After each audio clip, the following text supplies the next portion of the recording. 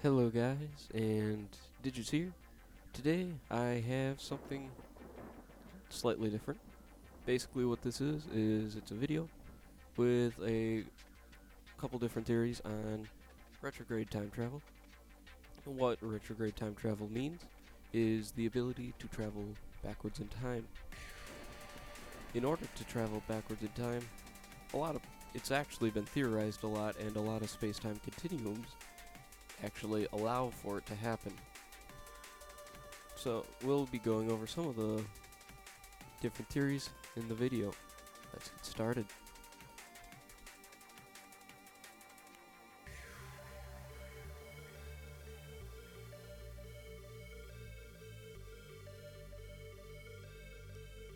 Alright, so first we have the theory of traveling faster than light. So first off, game background, Kerbal Space Program made by the Squad Development Team. Very good physics simulation. I have the footage sped up to 500% speed so that it doesn't take half an hour. So to get started, traveling faster than light is probably the most well-known theory of how the heck we can travel backwards in time. The concept is, due to time dilation, which for people who don't know is basically a theory that says if we travel fast, time actually slows down for us and not an outside observer. So if we get to, say, 50% the speed of light, time would actually be moving at half the speed that it currently is. And what that means is that velocity and gravity both affect time and the rate at which time moves. So if you were to, say, be on, and this is actually proven, as the people who are on the International Space Station are age for about, they're up there for 8 months, and they will age for about 7.9998 months. It's not that much at low speeds that you actually need to achieve orbit comparatively to the speed of light. But the faster you go, the slower time actually moves, which is always a really big and kind of interesting thing. So basically what happens is you get to the speed of light, and at the speed of light, time stops. It doesn't move anyway or anything at all. Just sits there and does nothing. So if you were to go past the speed of light, it only makes sense that time would then go backwards. And to be fair, that's true, and if it were actually possible, it would make sense to do that. The only problem is, it's not possible. The speed of light is basically the speed limit, so to say, of the universe. Nothing can go faster than the speed of light, and in fact, nothing can reach the speed of light. The reason nothing can reach the speed of light is because the faster you go, you actually gain mass. So you would basically need infinite propellant to go and reach the speed limit of the universe. And then once you reach the speed limit of the universe, or the speed of light, you would actually freeze. Time would not go any which way, and how would you continue to accelerate if time's frozen for you? How would you slow down after that? And if you were to go over it and time started going backwards, then you would actually just go backwards along the path you came. So, just a couple interesting things, or, well, you would actually reverse an aging. And that's basically how that would work. So, there's also one other thing that we will end up covering later, and that is called the Hawking Chronology Protection Conjecture. And that is something that we'll get to when we start talking about CTCs and basically curves and timelines and all that fun stuff in the next theory. So, let's move on.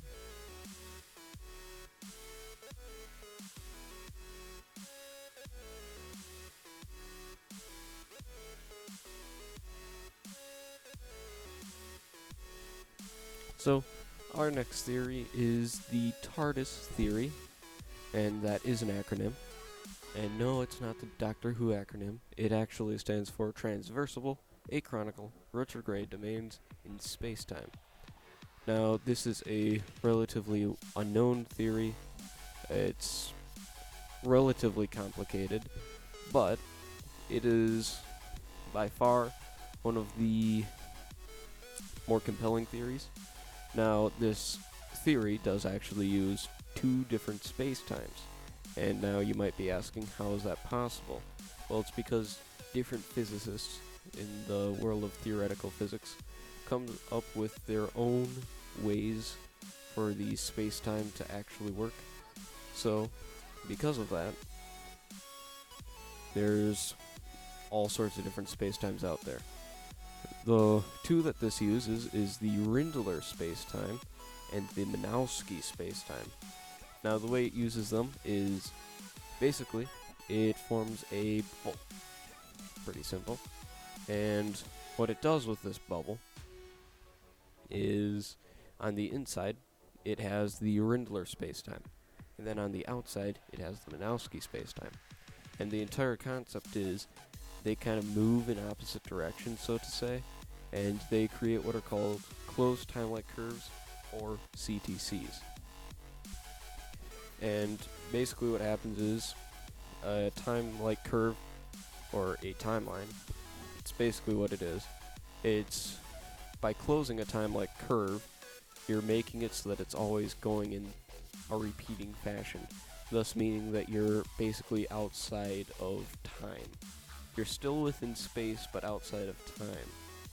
Now, the reason that closed time-like curves are actually important is because these can be achieved at sublight speeds. Now, this is of course where the Hawking chronology protection conjuncture comes in. Basically what that says is that Cauchy horizons form right before a CTC would form, and thus prevent it because of the energy it would take to actually get past a Cauchy horizon. Now, all the rest of the theories, including this one that I am talking about, all claim that they have figured out a way to get around this particular protection conjuncture, but it's relatively difficult to prove that you would be able to avoid this, as until you can actually build a machine that travels backwards in time, you can't really prove it. And all of this is just science theory. So, back to CTCs. What it does is it curves them. And so, one of the examples that the actual document written on this, there will be a link in the description to that, actually uses as an example is that you have Amy standing within the TARDIS bubble and Barbara standing without, and they're both holding aloft their heads two massive clocks. And while Barbara looks at Amy's clock from the outside, she will see that Amy will, while the things actually come to speed, Amy will kind of separate into two different people and then come back together, and her clock will start to move backwards. But to Amy, her clock is continuously moving forward and she doesn't split into two different people. It's relatively different, but it does show that this is, in my opinion, one of the more compelling theories, because it actually shows that, hey, this can actually work. If you go and look at the actual PDF, you can see a bunch of different things, such as a graph where it has the endpoints of the CTCs, or just time-like curves, and, well, actually it's null genocides. But basically it shows you how it all works. It has all the equations that they used to explain their theory, and it's, if you're interested in this stuff, I highly recommend you go and read it. So, with that said, I would like to say that Game and Background, Faster Than Light, or FTL, very fun game. I highly recommend it. So, let's move on to the next theory.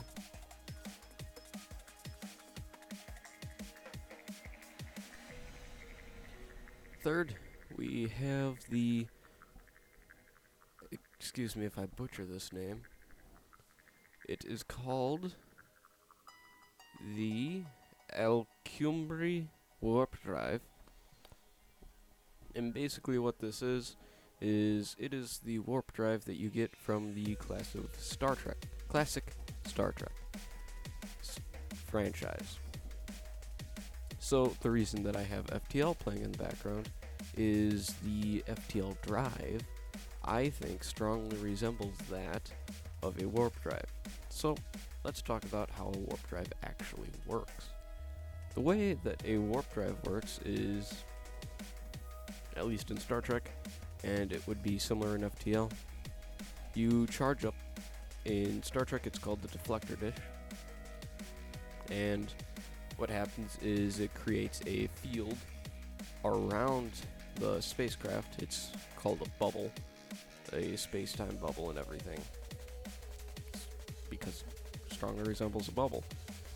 And what that does is it then displaces the entirety of what's inside that bubble out of our space-time into another space-time, which generally would be called subspace, because it's not an entirely another dimension. While it is that, it's not like a mirror dimension, so to say. So the thing about subspace is that it's outside, it's just far enough outside of our physics that it's possible to accelerate to faster than light speeds. It doesn't have the same rules apply to it as we do here in our space-time. So how does that allow us to travel backwards in time, you might say? Well, basically what happens is, since you're able to go faster than the speed of light, you can actually jump to any point in time that you wanted, no matter what. While Star Trek doesn't really show this point, and because it is outside of our physics, that's just how it would work if it were inside our physics. So, by actually using this device within that bubble that it generates, you could actually generate closed time-like curves again. And then you start getting into a very similar situation with the TARDIS, where it's doing basically the exact same thing, just in a different way. And this allows you to then move to any point. The only challenge is actually generating the closed time-like curves because of the Hawking chronology production conjuncture, and how that says that a Kachi horizon would form. While this can theoretically avoid a Kachi horizon, there's once again no real way of proving such a thing can be done. There's a lot to be said about this theory.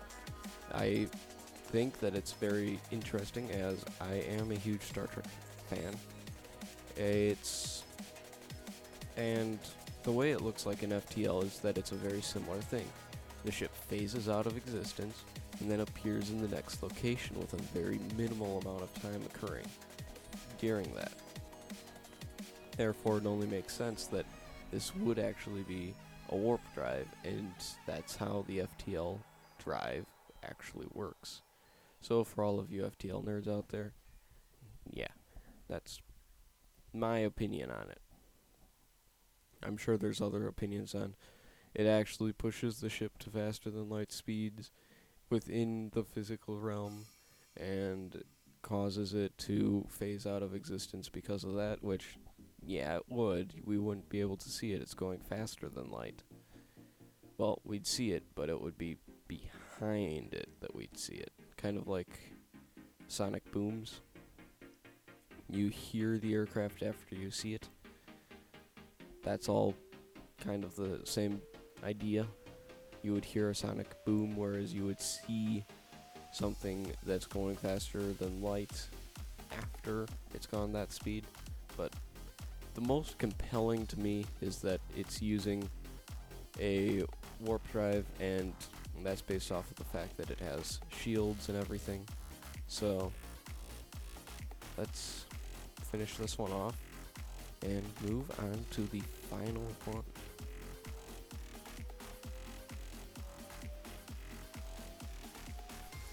So the final theory that I researched was the Tipler cylinder theory. Now, this theory is easily the most believable of the group, as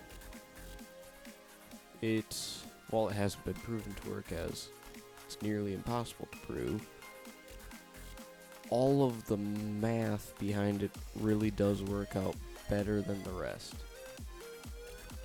This is also one of the ways that it has been theorized that the TARDIS from Doctor Who actually is able to travel throughout time. So, what is a Tipler cylinder? Well, to be honest, it is basically a bunch of space stuff in a cylinder that is infinitely long and very dense. So, what happens when you would come to doing this? Well, you would actually create closed time-like curves. You can see a repeating theme here within the actual cylinder itself. So, how would you be able to use these is you would fly a craft into the cylinder, and you would then be able to go and actually travel through time by calculating angles and such. And your entry angle does actually matter, because if you just try and go straight through it, what will happen is, since it has basically a mass of infinity, right in the center there's a strong gravitational pull. If you were to try and go through that, you would just kind of get stuck in the middle.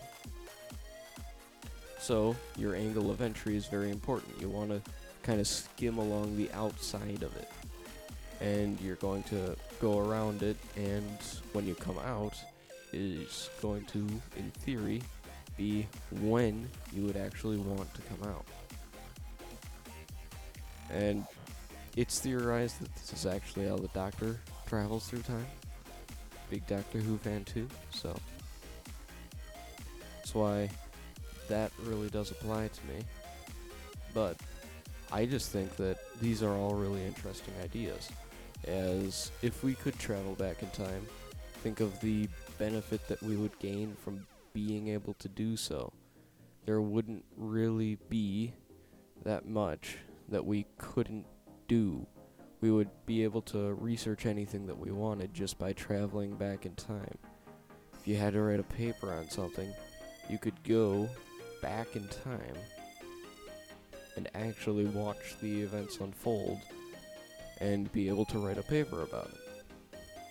Now, there's a lot of people that say, but time travel is impossible. There's the grandfather paradox, where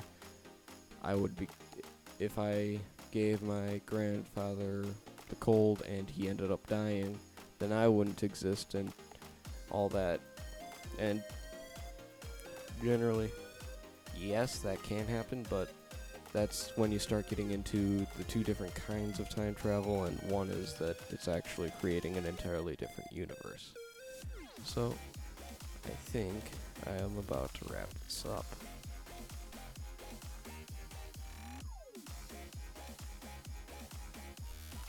So, first, I'd like to thank you guys for watching if you made it this far through the video. It's relatively impressive to do so. And I'd like to say, as I've said before, none of these are actually real. We cannot travel back in time as of now. But these are ways that it is thought that we'd actually be able to. So I figured I'd just make a video on it and kind of explain some of these in more layman terms or more common terms than what you'd find in an academic paper. So, once again, I'd like to thank you guys for watching, and goodbye.